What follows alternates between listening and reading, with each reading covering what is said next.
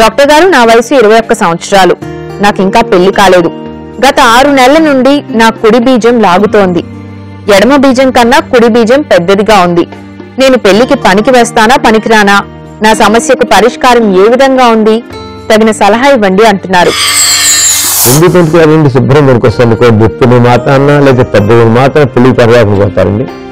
విచిత్రం ఏంటంటే మగవాళ్ళు టెస్టికల్స్ గురించి, సెక్స్ గురించి, చిన్న గురించి ఇంకా భయపడిపోతారు.